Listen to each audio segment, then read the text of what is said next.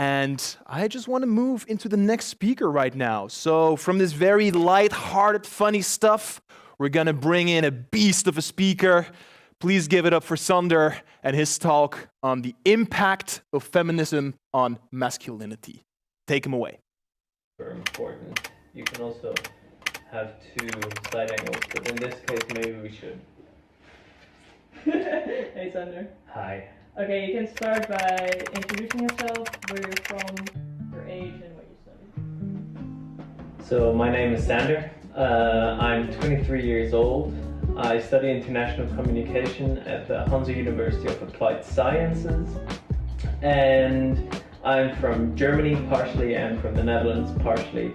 I was born in Sneek in Friesland, and I lived abroad quite some years in several countries. As a person, I would describe myself as rather honest and direct, yet I would say that I'm fairly well known for being friendly and wanting to help people wherever possible. Yeah, during my speech I'm going to be talking about masculinity. The way that I see it is that even though feminism is a rather important thing, and we hear about that quite a lot, I have the feeling that there is usually a bunch of very radical people from the masculine and from the feminine side that shout whatever they think is the exact right thing. And now I want to be adding to that with my opinion. And what I want to be talking about is really what a gentleman culture could change in this world, and how I see that to be a better solution to the world's gender issues we're having than shouting pro-men, pro-women.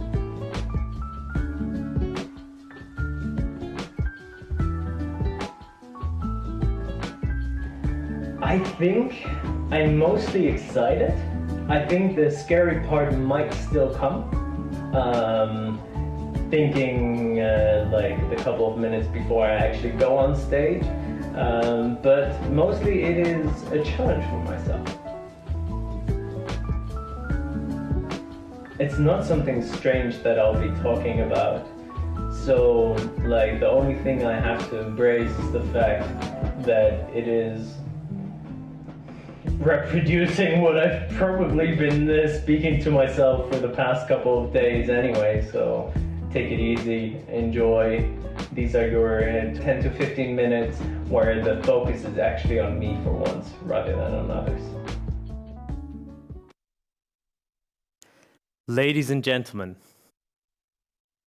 what's the difference between a soldier and a killer? I don't think you really often thought about that, did you? But there's one thing that I can tell you. They have uncompromisable values. Soldiers hold a moral compass. In today's world, it seems like everything is anti. Look at cancel culture. Look at the current elections going on in the Netherlands. In today's speech, I'm going to propose a transition. I am first going to start off with two anecdotes. In 2009, on the 14th of February, we lived in Northern Africa. We lived in a very, very warm country, and we lived there because my dad had to move around for his job.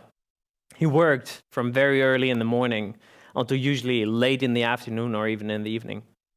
At least twice a week, he would go out to some events that were necessary for work. So it wasn't all that usual that I would see him.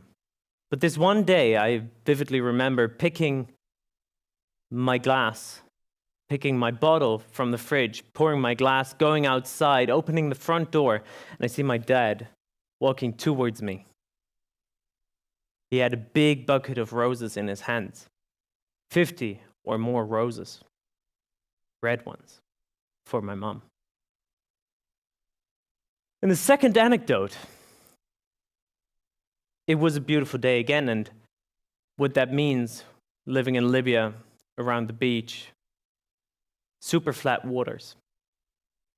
My dad and I, we went out as soon as possible to take the kayaks and go after where we thought there would be dolphins. We were about 500 meters offshore, and my mom and my dad and my little brother were coming behind us in another kayak.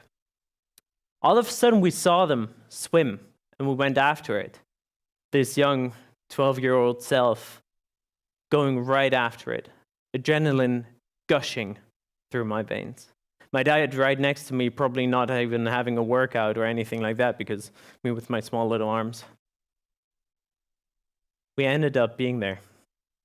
200 meters, 100 meters, 50 meters, and all of a sudden, I noticed myself freeze. There was a big black shadow underneath me. Up to today, I still vividly remember that moment. It was mind-blowing, and I couldn't move anymore.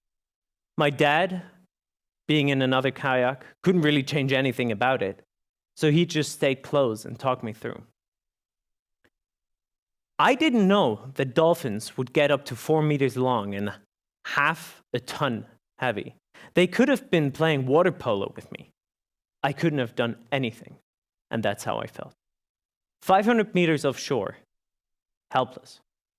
But my dad was there. He talked me through. He didn't pity me. He didn't downgrade the situation. He didn't make it seem like there's nothing wrong. He acknowledged the fact that I was scared and made me push through. What that did with me is the fact that when I came home, I was super proud of myself. I'm not here to give you any advice on how to raise kids or anything like that. I'm here because I see a fairly parted world. A world without moral values. And what I want to propose to you is that we go into a world with a culture of gentlemen.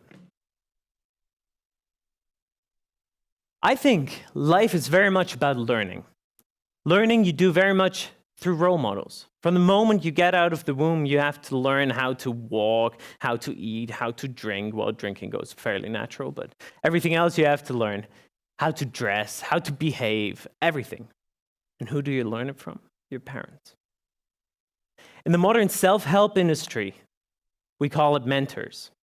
And what these mentors do is essentially teach you what they've gone through so you can go through what they've gone through without as much pain, maybe.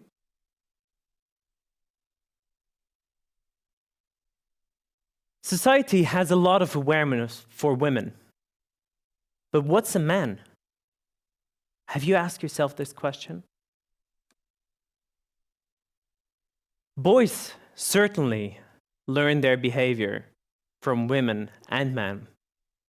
Moms are super important in the upbringing of kids, but so are the fathers.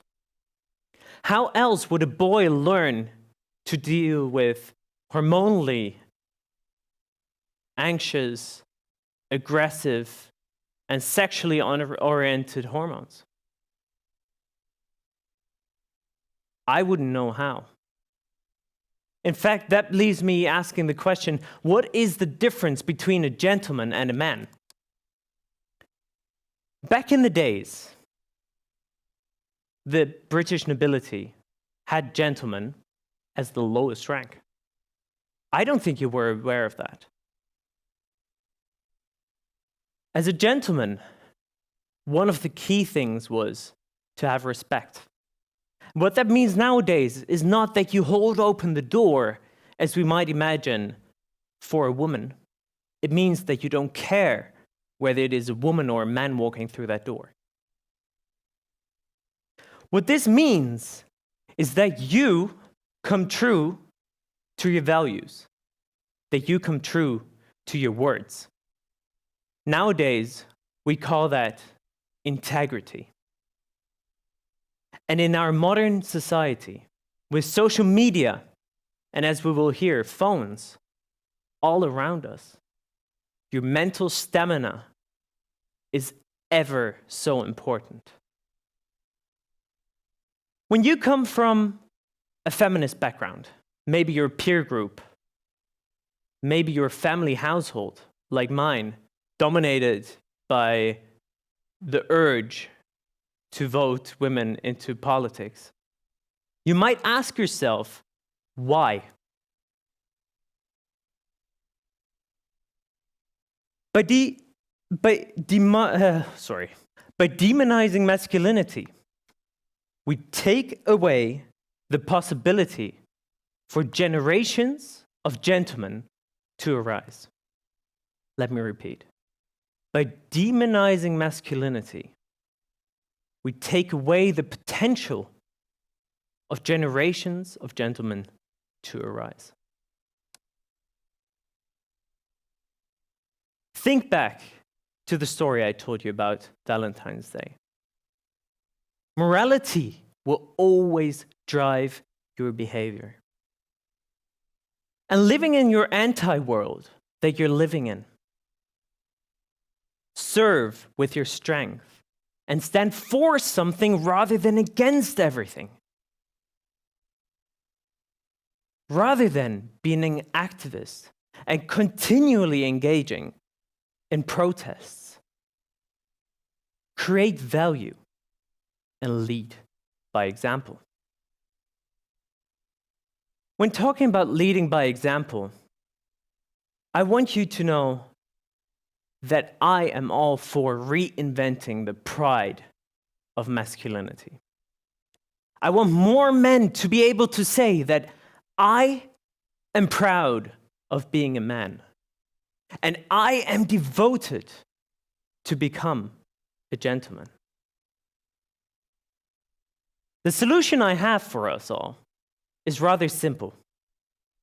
Uncompromisable core values, the same way that a soldier has uncompromisable values.